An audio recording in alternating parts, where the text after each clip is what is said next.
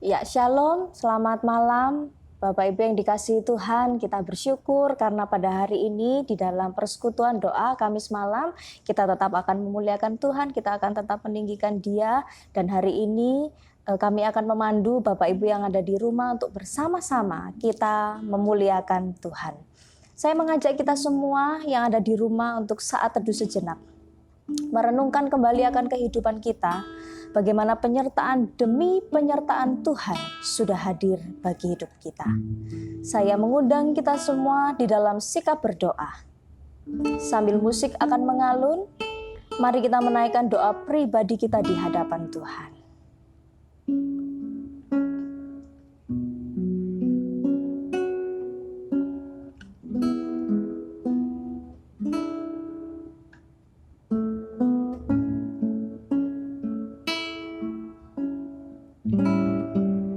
Bapa di surga, kami memuliakan Engkau, karena Engkaulah yang memegang akan masa depan kami. Sekalipun tidak ada yang kami tahu tentang hari esok, tetapi kami yakin dan percaya rancangan Tuhan bagi hidup kami sempurna. Karena itu Tuhan, tidak ada alasan bagi kami untuk tidak memuliakan dan meninggikan nama-Mu. Pada hari ini kami bawa diri kami, hati, pikiran, pujian kami, telinga kami untuk tertuju kepada Tuhan. Perkenankanlah kami ya Bapa, di dalam nama Yesus kami berdoa. Amin. Saya mengajak Bapak Ibu sekalian, saudara-saudari sekalian, kita memuliakan Tuhan dan kita menyanyikan pujian tangan Tuhan yang pegang. Mari kita katakan bersama-sama, ku tak tahu kan hari esok, tetapi langkahku akan tetap, sebab aku berjalan serta Yesus.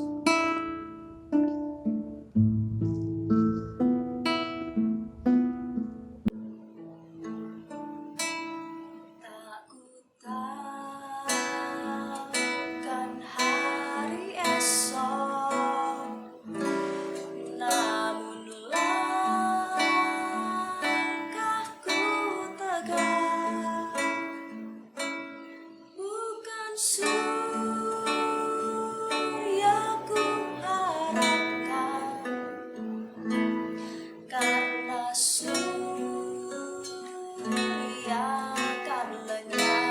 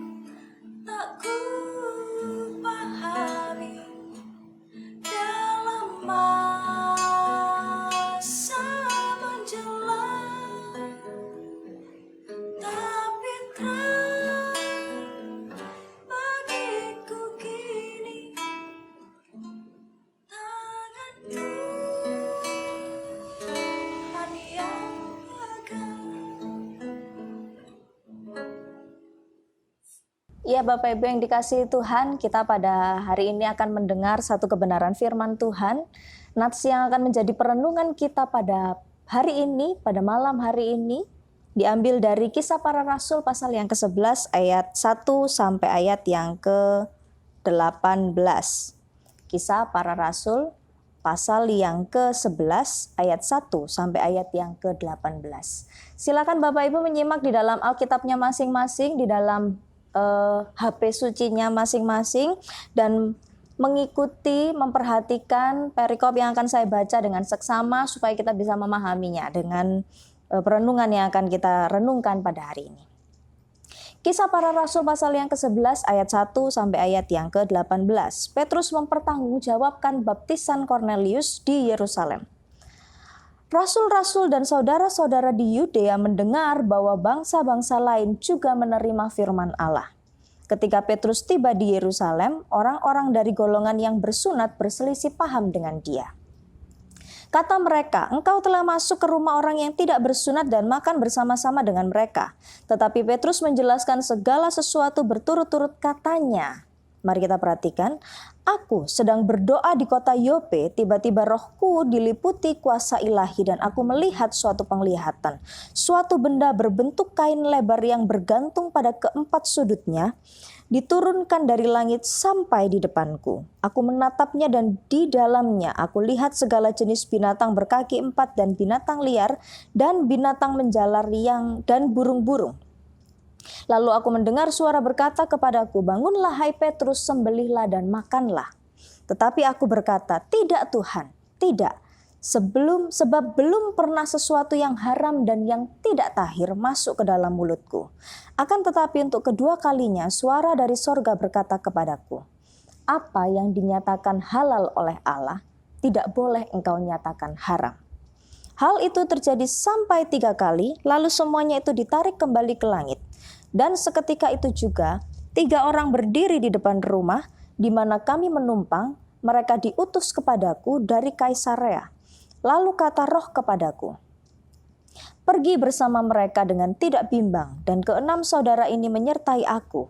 Kami masuk ke dalam rumah orang itu dan ia menceritakan kepada kami bagaimana ia melihat seorang malaikat berdiri di dalam rumahnya dan berkata kepadanya, 'Suruhlah orang ke Yope untuk menjemput Simon yang disebut Petrus. Ia akan menyampaikan suatu berita kepada kamu yang akan mendatangkan keselamatan bagimu dan bagi seluruh isi rumahmu.' Dan ketika aku mulai berbicara, turunlah Roh Kudus ke atas mereka sama seperti dahulu ke atas kita. Maka teringatlah aku akan perkataan Tuhan, 'Yohanes membaptis dengan air, tetapi kamu akan dibaptis dengan Roh Kudus.' Jadi jika Allah memberikan karunia-Nya kepada mereka sama seperti kepada kita pada waktu kita mulai percaya kepada Yesus Kristus, bagaimanakah mungkin aku mencegah dia?" Ketika mereka mendengar hal itu, mereka menjadi tenang lalu memuliakan Allah.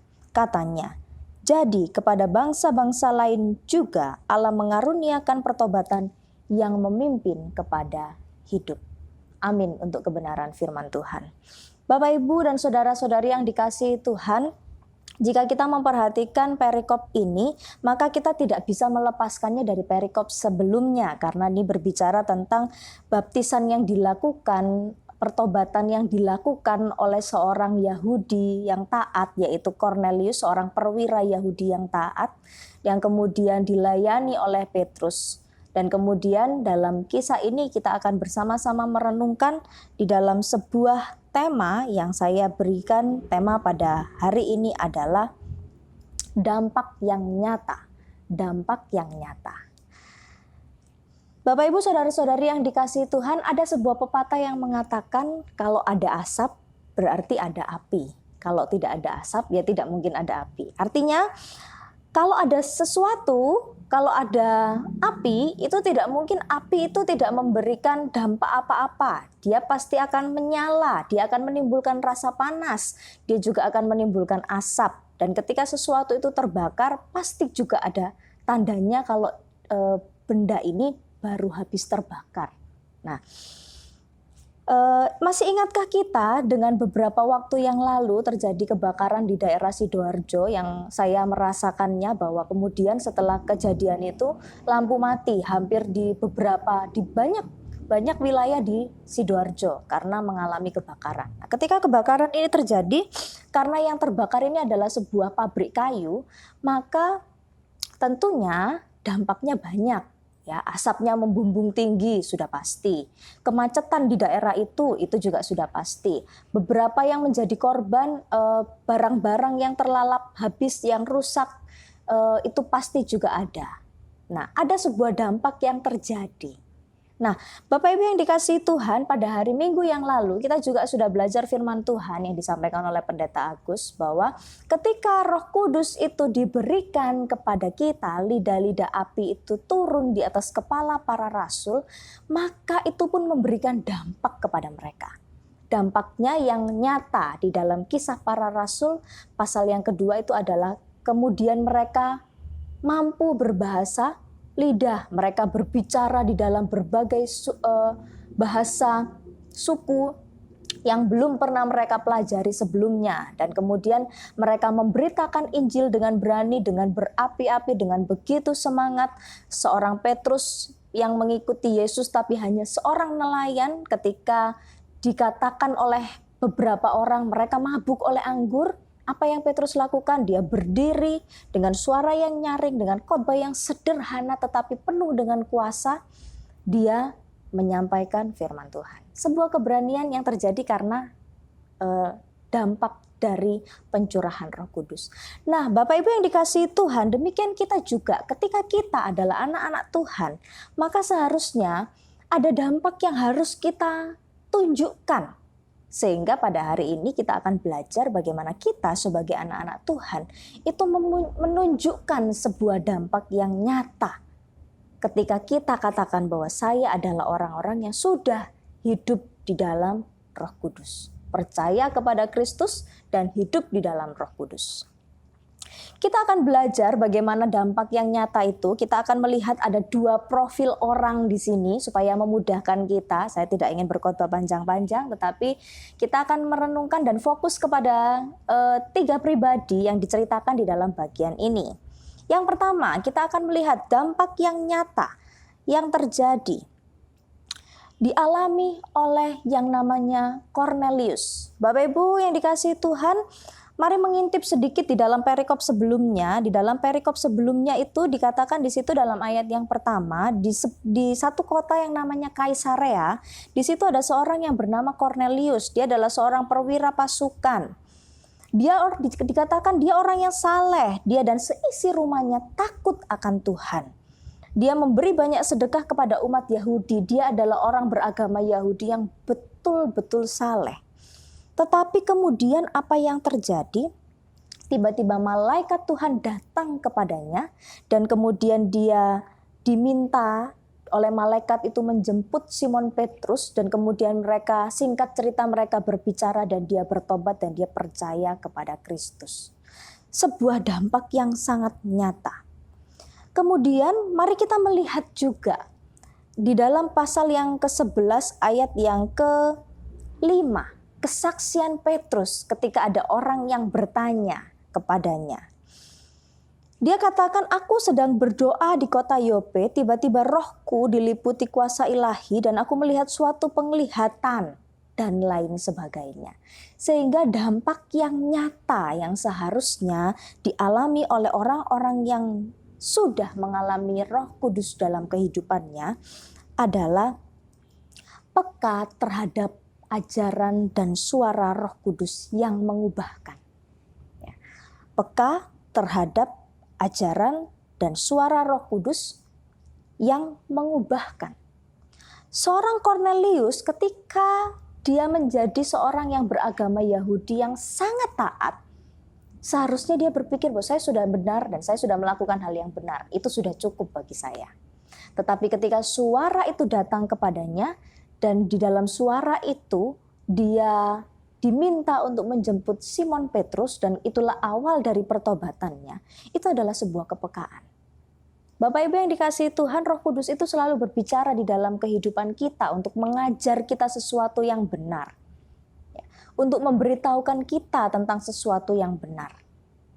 Maka ketika kita bisa mendengarkan suaranya, maka itu artinya bahwa Roh Kudus itu memberikan kita kepekaan. Karena sekalipun kita membaca Alkitab dengan begitu rutin, rajin, bahkan mungkin kita mengerti banyak pengetahuan, kita belajar teologi dan segala macam, tetapi ketika kita tidak peka kepada suara Roh Kudus, maka kita akan menjadi orang-orang yang hanya sekedar belajar. Inilah yang dialami orang-orang Farisi yang Yesus kemudian mengkritik mereka. Bagaimana mereka hanya sekedar belajar, tetapi mereka menolak kepekaan mereka. Mereka menolak Tuhan sendiri berelasi. Bapak Ibu yang dikasihi Tuhan, berbicara tentang menjadi murid Kristus itu bukan berbicara tentang sejauh mana ilmu teologi yang kita miliki, tetapi sejauh mana relasi kita bertumbuh di dalam Tuhan. Itu yang pertama. Sehingga yang pertama yang perlu bersama-sama kita evaluasi dan kita perlu terus doakan adalah supaya Tuhan mengizinkan kita peka terhadap suaranya. Membedakan apakah ini adalah suara Tuhan atau apakah ini bukan suara Tuhan atau suara hati saya, dan apakah ini tuntunan Tuhan ataukah bukan. Sehingga prinsip di dalam kehidupan orang Kristen adalah ketika mengalami apapun dalam kehidupannya dia harus bertanya kepada Tuhan. Harus berdoa. Sehingga Bapak Ibu, doa bukan daftar belanjaan yang kita bawa di hadapan Tuhan ya. Tetapi doa adalah sebuah bentuk komunikasi di mana kita berusaha belajar. Di dalam komunikasi itu belajar tentang Allah kita dan kita adalah umat Allah. Itu yang pertama. Yang kedua, dampak yang nyata dari pencurahan Roh Kudus. Mari kita melihat dengan orang-orang Yahudi, orang-orang yang bersunat tapi sudah percaya kepada Yesus yang menyambut Petrus dan kemudian berselisih paham dengan dia. Nah, di dalam ayat yang pertama dan ayat yang kedua, rasul-rasul dan saudara-saudara di Yudea mendengar bahwa bangsa-bangsa lain juga menerima firman Allah. Ketika Petrus tiba di Yerusalem, orang-orang dari golongan yang bersunat berselisih paham dengan dia. Kata mereka, engkau telah masuk ke rumah orang yang tidak bersunat dan makan bersama-sama dengan mereka. Bapak Ibu yang dikasihi Tuhan, saya mau beritahu sedikit sejarah latar belakang kenapa ayat ini ada dan mengapa mereka bersikap demikian.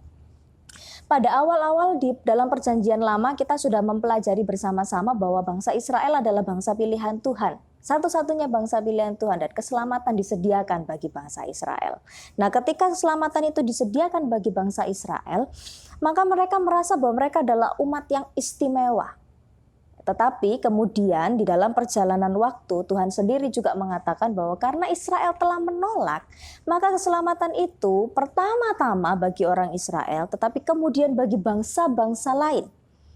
Sehingga keselamatan itu tidak hanya Tuhan sediakan bagi Israel, tetapi bagi siapapun yang mau percaya dan menerima firman-Nya.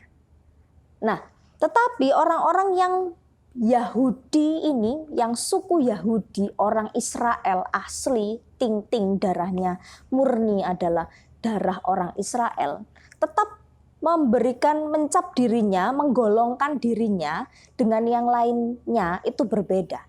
Sehingga mereka menamakan dirinya ketika saya adalah orang Yahudi, saya orang bersunat.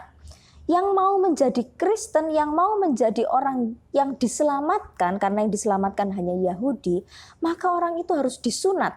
Maka mereka boleh mendapat keselamatan.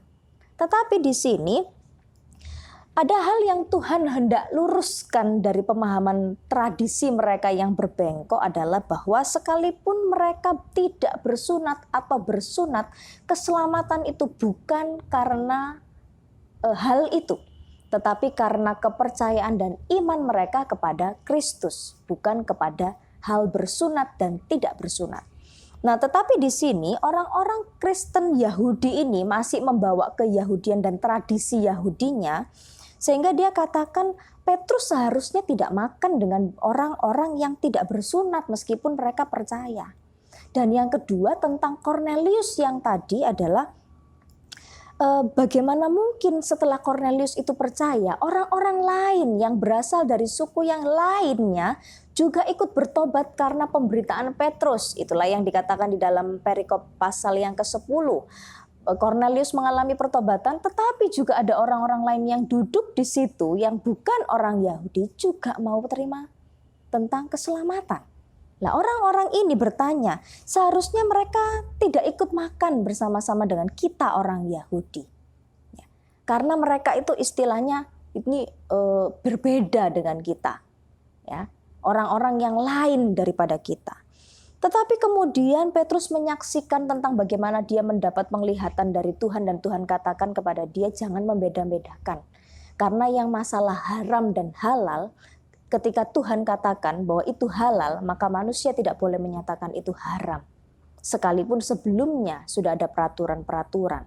Di sini Tuhan bukan tidak konsisten, tetapi Tuhan mau menunjukkan bahwa dia ada di dalam peraturan, tetapi dia juga ada di atas peraturan-peraturan itu. Sehingga Tuhan tidak mau bahwa Petrus dan orang-orang Kristen Yahudi menganggap diri lebih baik daripada orang-orang yang lain.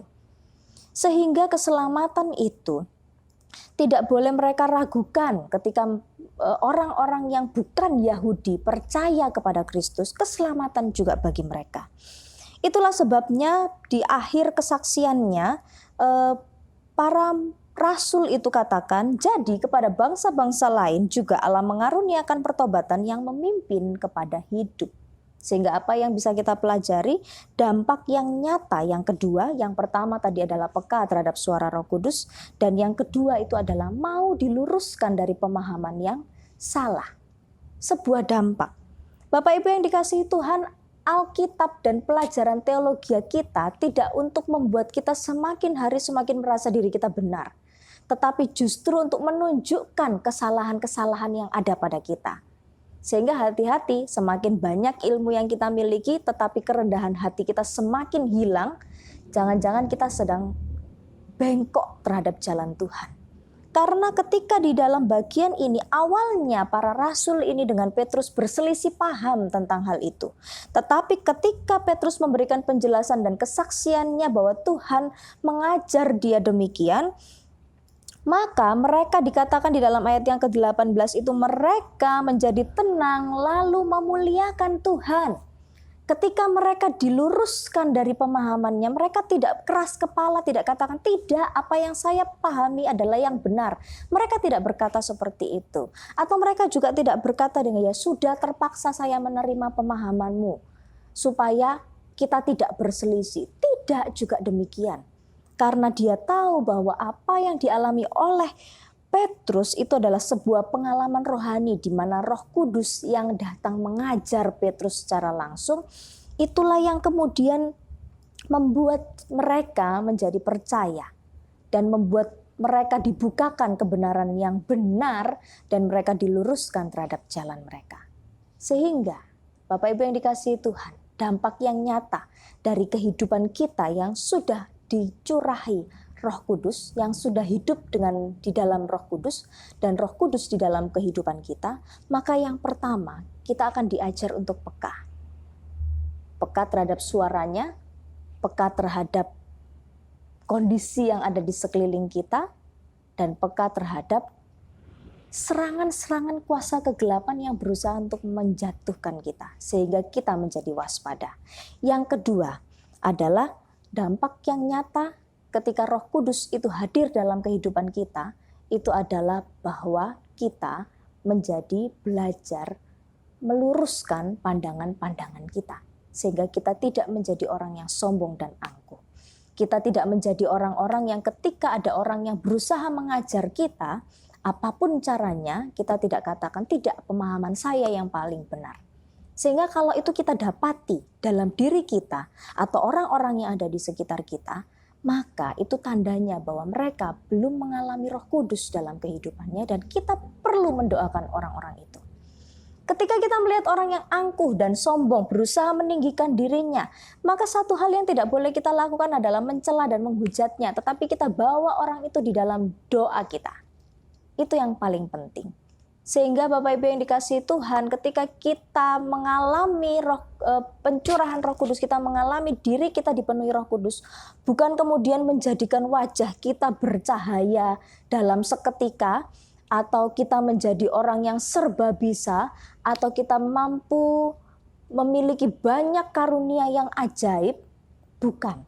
Tetapi ketika kita belajar untuk peka terhadap situasi, terhadap suaranya, dan terhadap serangan-serangan kuasa kegelapan, itu adalah bentuk dari kita mengalami Roh Kudus dalam kehidupan kita. Dan yang kedua, ketika kita mau diluruskan pemahaman kita dalam pengajaran-pengajaran itu, ketika kita mendengar pengajaran dan tidak hanya untuk mengkritisinya, dan kita belajar dengan rendah hati, maka itu adalah bentuk Roh Kudus itu ada di dalam diri kita.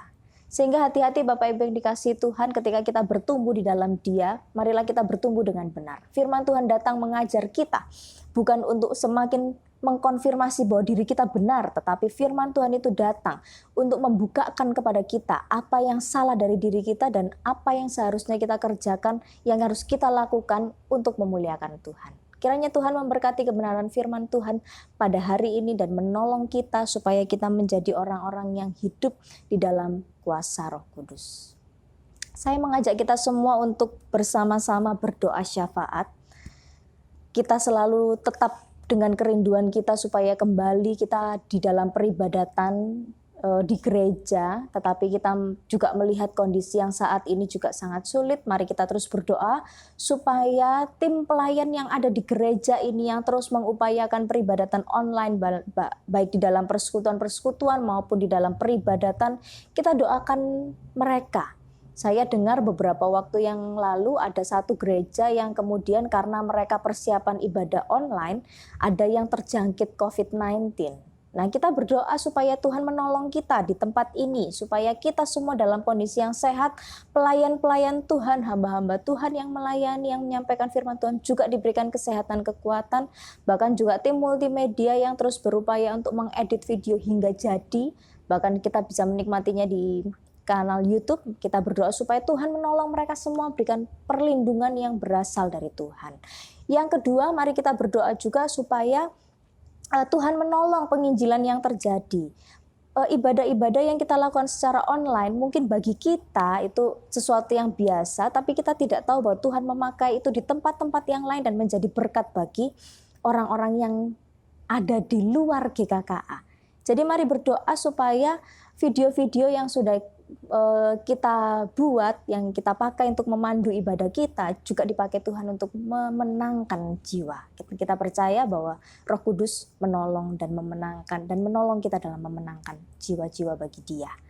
Kita berdoa untuk dua hal itu. Saya akan memimpin kita di dalam doa. Mari kita bersama-sama berdoa.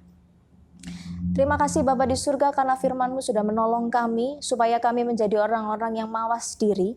Apakah kami sudah hidup di dalam Engkau? Apakah kami belajar untuk mencari Engkau dan peka terhadap suara dan ajaran-Mu yang mau mengubahkan kami? Bahkan tolonglah kami Tuhan supaya ketika Engkau mengajar kami diluruskan dari jalan kami yang bengkok. Tuhan, kami berdoa menyerahkan untuk tim hamba Tuhan, majelis, semua pelayan pujian di dalam peribadatan, WL singer dan pemain musik, tim multimedia dan sound system, yang mengupayakan peribadatan online kami tetap berjalan. Tuhan berkati kesehatan mereka, tolonglah mereka. Supaya ketika mereka melakukan jeripaya mereka di hadapan Tuhan, Tuhan tetap membuktikan kuasa-Mu dengan menolong mereka tetap sehat.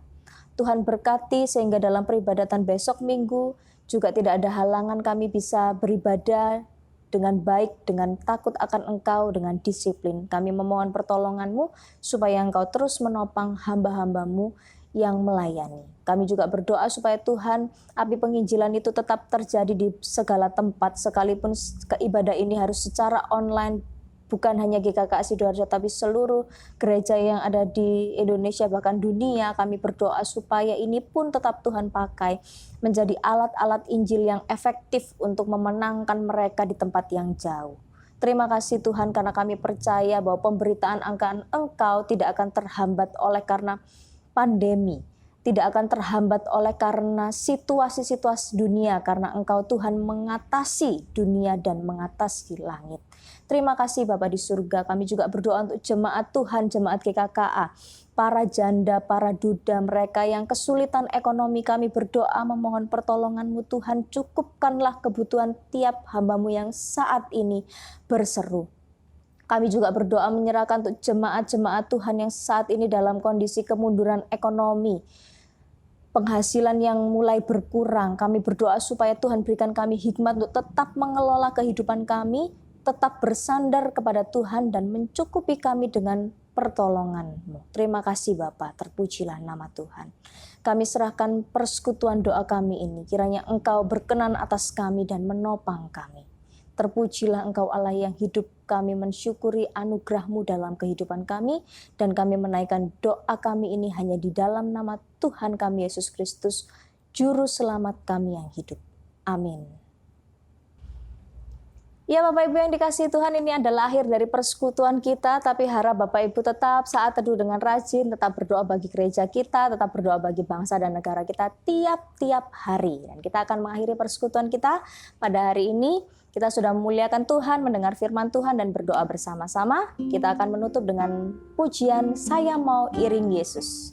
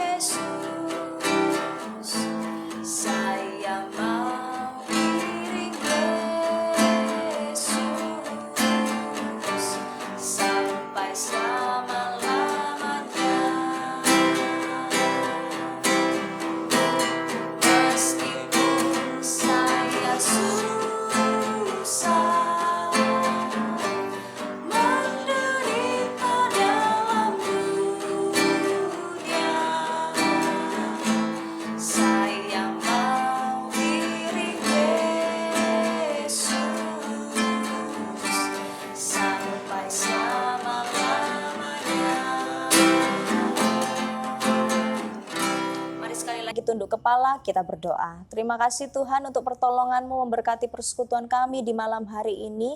Ajar kami untuk tetap rendah hati di hadapan Tuhan, belajar untuk peka terhadap suara-Mu, sehingga kami tahu apa yang harus kami lakukan di dalam kehidupan ini untuk berkenan di hadapan Tuhan. Terima kasih Bapak, sertai kami, sertai tiap jemaat Tuhan di dalam pekerjaan mereka masing-masing. Tuhan membuat berhasil apa yang boleh kami kerjakan. Terima kasih Bapa di surga. Kiranya kasih karunia dari Allah Bapa kita, damai sejahtera di dalam Kristus Yesus, kekuatan dan persekutuan dari Allah Roh Kudus, menyertai tiap kita dari saat ini hingga Tuhan datang kembali. Amin. Tuhan memberkati. Shalom.